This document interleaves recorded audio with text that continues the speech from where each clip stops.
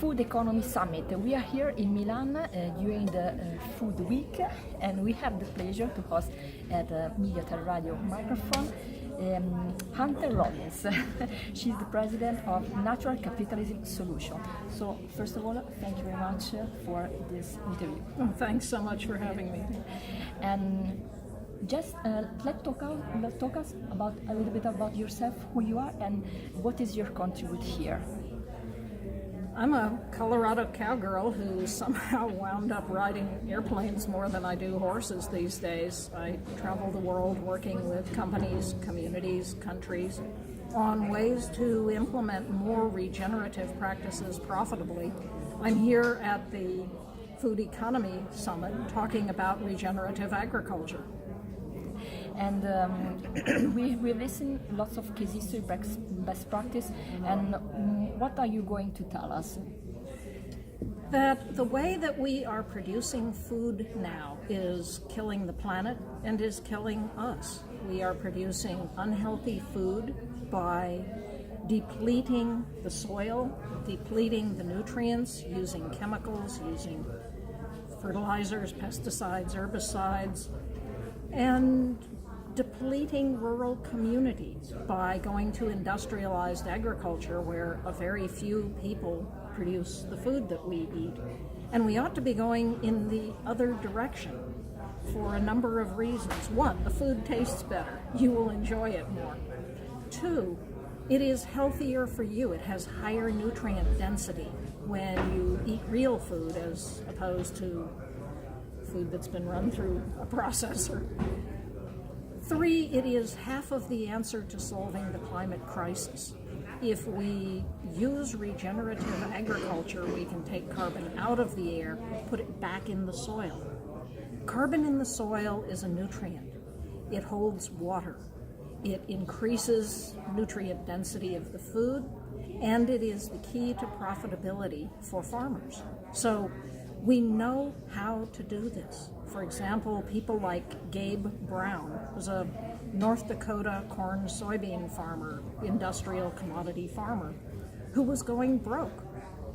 His costs were too high, his yields were too low, the price being paid for his corn and soybeans was too low.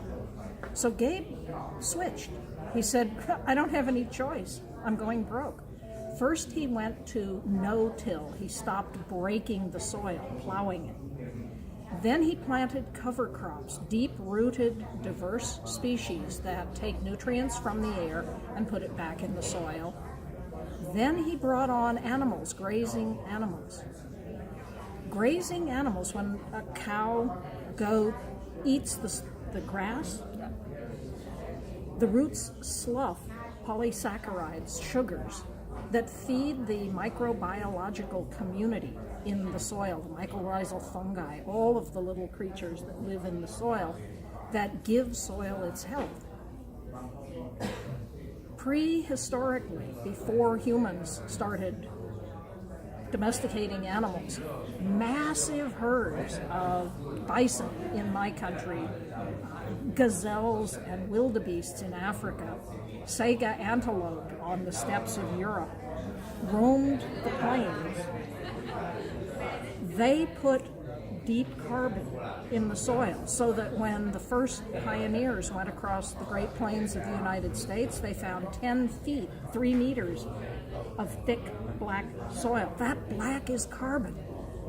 Now it's down to inches, centimeters. We have decarbonized the soil, releasing it into the atmosphere. And we know how to take it from the atmosphere, put it back in the soil, again, using grazing animals. Now, I don't care whether you eat the animal, although if the farmer can't sell them, that takes away that profit stream, but we have to have grazing animals on the ground. That's what gives you healthy soil. Now, they have to be managed, what's called holistically, so that they are dense packed, they eat part of the grass and then move on. Their hooves chop up the soil so seeds can set. They fertilize it, and then they don't come back until the grass has regrown. Yeah, you use this word holistic, and it's about, you talk about the holistic agriculture. It's something new, something that sounds new. So, what is the real message behind? It's actually very old. It's the way farmers historically rotated products.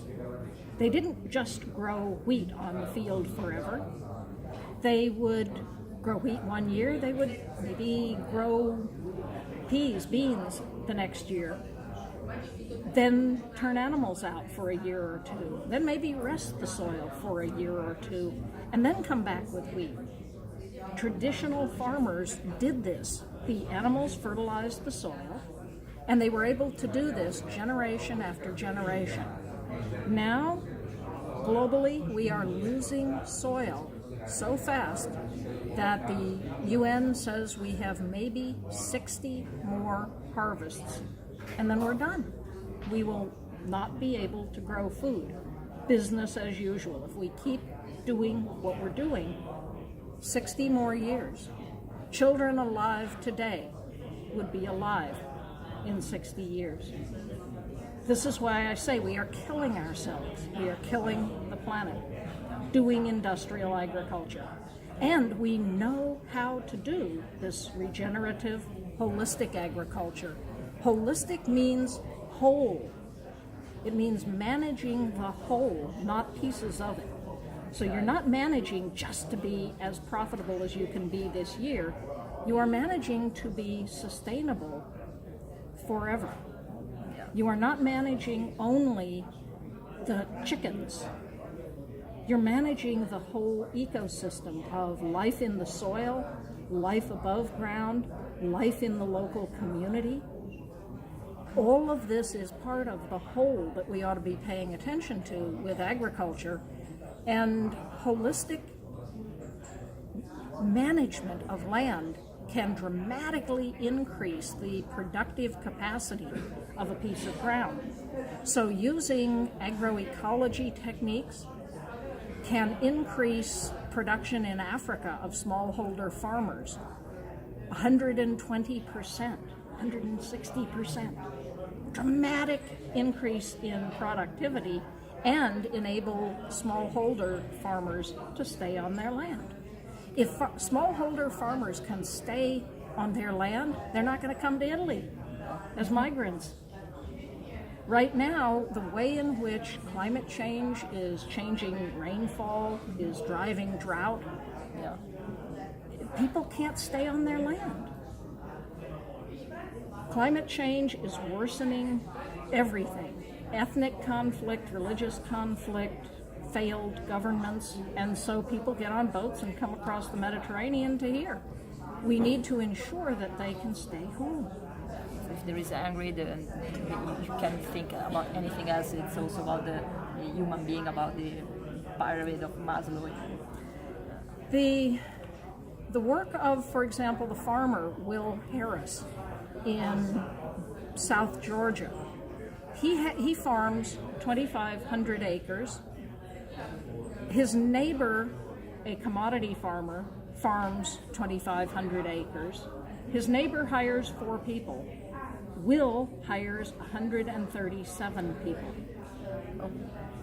because he is farming holistically.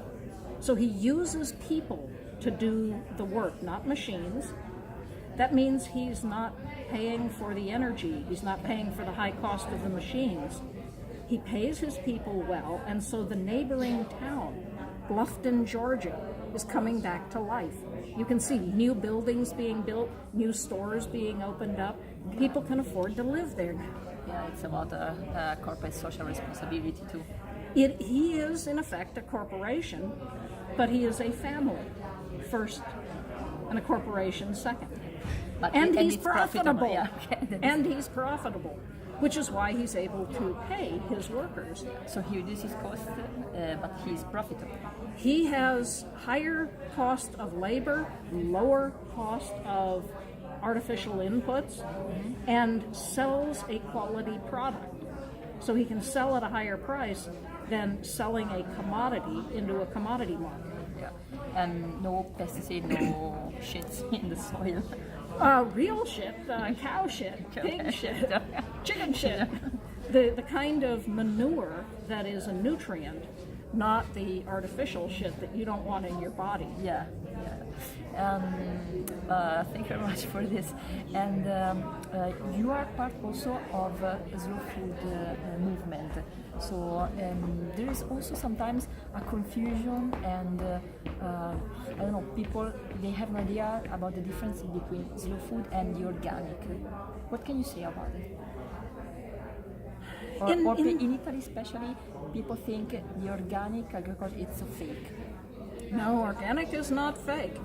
Organic means that you grow food, real food, the way food was always intended to be grown, without poison. Artificial pesticide, artificial fertilizer, herbicides, fungicides are poison. I was once sitting at a farmer's market. We were selling organic meat. The guy next to us was selling conventional potatoes, and he was saying, I don't need organic, I use chemicals. It kills everything that eats it. I picked up the potato and said, I really don't want to eat this. And that's the answer. Yeah, it kills the bug that might eat it, but it hangs around. It kills me too. It kills me, yeah, of course. If you look, I don't want to be killed. Yeah, if you look at mother's milk, arguably the most precious substance on earth, there are hundreds of chemicals in mother's milk. Babies now swim in the womb in a toxic stew of chemicals, Yeah, because of what we eat. yeah. So is organic fake? No, organic is what I eat by choice. Now, if I'm in an airport, yeah, good luck. But now increasingly, even in airports, there are stores selling organic. I will always buy organic if I have the choice, because by law, organic doesn't have the poisons. So your choice. You can eat whatever you want, but if you want good tasting food, if you want to be a healthy human being, eat organic. Now, slow food is different. Slow food started with the recognition that fast food is unhealthy and it's not fun.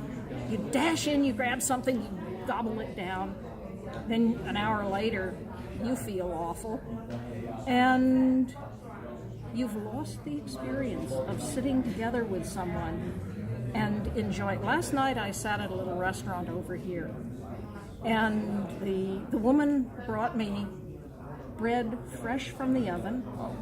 I could hear the oven opening and closing, and when the bread came, you can smell the difference between store-bought, Yeah, of course. white dough, gluey, Plastic one. yeah, plastic wrapped, and real bread. And I could ask her, where did this olive oil come from? And she knew the answer. And a glass of local Milano wine, Okay. and an organic piece of meat. Okay. And I sat with her. She came and sat, and we talked for about an hour and a half. This is not fast food. And I went home and slept so well. I was nourished. My soul was nourished. She and I had a conversation. Yeah, it was an experience. I touched the local agricultural scene. I heard about some of the farmers. Many people in my country are gluten intolerant, in part because of the nature of the wheat. Yeah. When they come to Europe, they go, I can eat bread. I love bread. I can eat bread in Europe. It's a different strain of wheat. And Europe is now starting to grow the same kind of cheaper wheat that we use in this country. So now in Europe you have gluten intolerant people. You know, my mission is to have hospitality industry to understand how to create better experience for this kind of guests also, not only gluten-free but vegan, vegetarian, lactose intolerant, and so on. And it's a big issue. Yeah. People ought to be able to eat food that nourishes them, that makes them healthy, that makes them happy. And so if you're a smart tourist operator, you will ask, What do you like to eat? And you'll ensure that you have a variety of food so that all kinds of different tastes can be happy at your restaurant. Young people are demanding this. They demand that the food be healthy. They want the experience. And you told that we Italian, we know how to do it. Slow food movement was born here in Italy. But Italian, they forget sometimes how we are very lucky to have our history, our food culture, and our tradition. Italy is one of the great food cultures of the world. I love coming to Could we say Italy. the best? Italy is the best food culture in the world. But you know, everywhere has its food culture. Yeah, of course. And so everywhere ought to understand what that culture is, where it came from, how it was grown, and begin to bring it back. Begin to bring life back to agriculture, to community, to our bodies. Yeah. Let's go a little bit deeper about you, Hunter. What are the reasons behind your mission? What are you doing? And what happened in your life? I don't know that I had a lot of choice. My mother worked with John L. Lewis in the coal fields of West Virginia, organizing mine workers. My father helped mentor Cesar Chavez, Martin King. They were around the house when I was growing up. So trying to make the world a better place is what you do. This is my life. I live on a beautiful ranch in Colorado, and I'm never there. Most of the time I'm on an airplane, going somewhere else. Next week, Boston, then New York. The week after that, Istanbul. The week after that, Singapore. I'm here now in Italy. Because we have a very short period of time to solve the crises facing us, the climate crisis, the food crisis, the democracy crisis. How we eat is key to solving all of these crises. If we begin to shift to regenerative agriculture, to holistic food production, we can solve the climate crisis at a profit. We can solve the democracy crisis because we're bringing community back. We're bringing conversation back to how we eat, how we come together. We will solve the rural crisis. We will give communities economic vitality again. We will enable people to have high-quality lives in the city and in the countryside. We will bridge that rural-urban gap. In Japan, there are associations of housewives who strike deals with farmers. And they know where the rice comes from, where the turnip comes from, where the sake comes from. And they ensure that the farmers make enough money to live and that they get healthy food. This kind of conversation is starting to happen now around the world as people realize that the health of a rural community is what gives them health in the food they eat. And for example, in Italy, with hoteliers and restaurant managers, as you also said something like this, well, I happen to choose the best products about food and beverage for their company. And I help them and I tell them how they can co-market also with these producers. And the problem is, especially in Italy, it's the gap of communication between this hotel hospitality industry and the farmers, because hospitality industry, they need also if it finishes something, they need more of this and in the right time. So, and there are farmers also, they don't want to collaborate so much sometimes because they tell, but this is our cost. If you want our product, you come and that's it. And there is sometimes it's very difficult to make them possible that Of course, each one has its own problem, but how can we do something better together? What can you say about it? And if you have worked with this kind of issue in the tourism industry? Sure, I do a lot of work on sustainable tourism, on helping tourist operators understand that what a tourist wants is not a holiday inn. They want experience. And the high-end resorts are now delivering experience. And part of experience is knowing where your food comes from. So I worked with a hotel in Jamaica called Mockingbird Hill. People come from Europe to the little island of Jamaica to see birds in the forest. The hotel is a Green Globe hotel. It buys only from local farmers. It prepares food in the traditional Jamaican way, and it tells the story of Jamaican food. It hires the people who used to go into the forest and kill the birds to be tour guides. They know where the birds are. Because this one hotel is there, they are now creating a Trans-Mountain National Park that will preserve biodiversity in a huge section of Jamaica. This is what high-end tourists want. Yeah, but does the hotel have some problem with the production of the foods? Because here it's a big issue. So they need if a meat finish or if another kind of product is finished, they need they call them, oh, we need more of this. When can you give us? And it's we cannot today. We can, and it's like it's a little bit of problem. Then they serve something different, and they say that.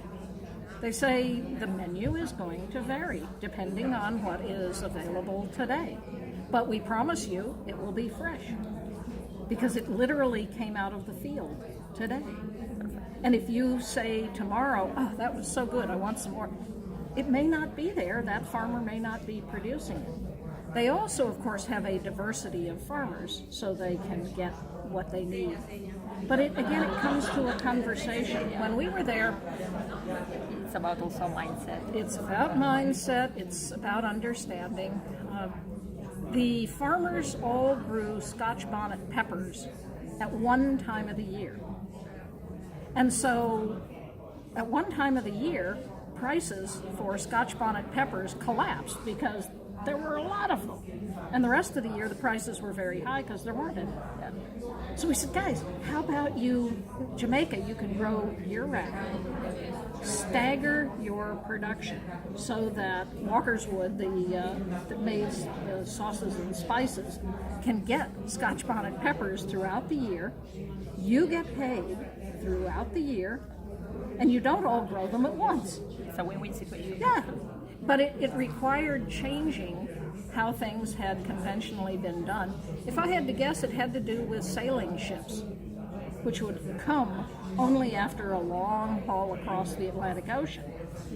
And so they had to have the peppers ready just at that time, and they got into the habit of it. They could grow it at different times of the year very easily, it just hadn't occurred to them.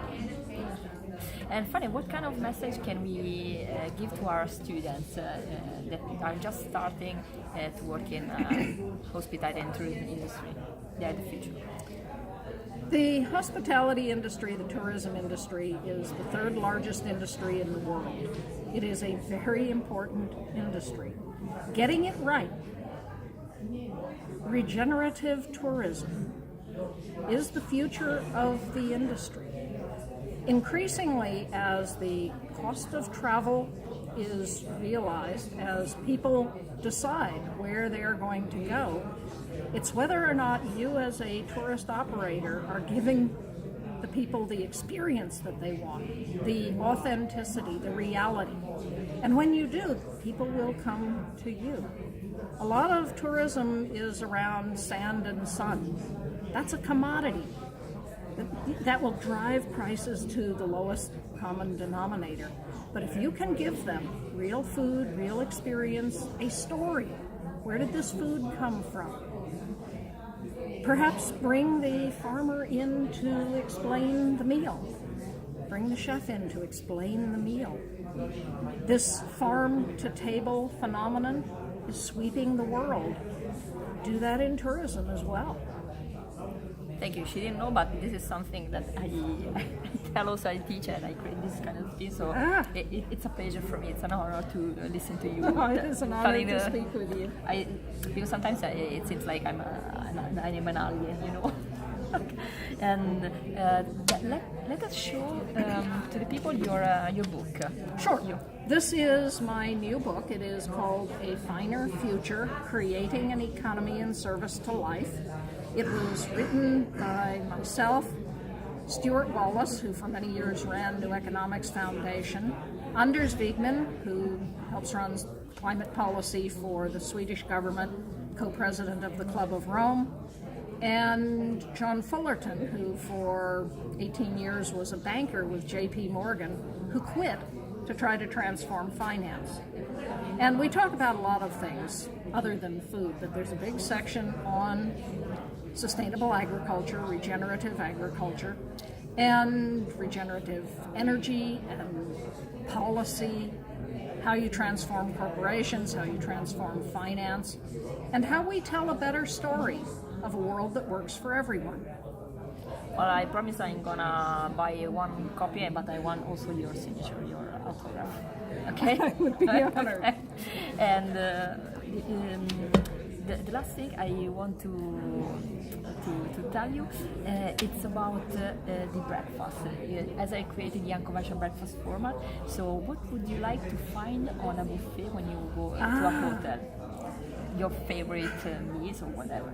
I once walked in... The wow effect for you. I once walked into an intercontinental hotel, and they had a buffet. They said, you can order off the menu, or you can have our buffet. Our buffet features food produced locally, and every item has the story of that food. I went, wow, I want the buffet. So the eggs, it said which farmer up the Hudson River that egg came from, the berries, the meat. I run on protein, high quality protein, and good whiskey. Okay.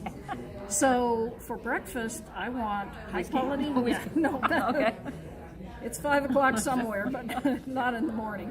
I want good eggs, high quality meat, yogurt that somebody actually made that didn't come from thousands of miles away. Whatever fruit is in season. So in December, I don't want to see raspberries. In New York City, raspberries don't grow in December. But microgreens can. You can produce microgreens locally. I don't eat much bread or... About the fruit, do you prefer the cutted fruit or also the... I want my fruit with the skin on it. Okay. I want an apple, an orange. Okay. I can cut it. Okay. Yeah, because normally people they prefer cutted. I want it just sitting there, nice and not too shiny. I wouldn't even mind if there's a little hole in it, because that means there's a live worm in there. That means they didn't use poisons. I want to know that it's organic. I want to know how it was produced. And I want to know who produced it. I want the story. The experience. Okay, it was a pleasure. Thank you very much. It has been an experience for me too. Thank you very much. And my honor. And we can say stay on air on Media Radio. Thank you. Bye. Adios.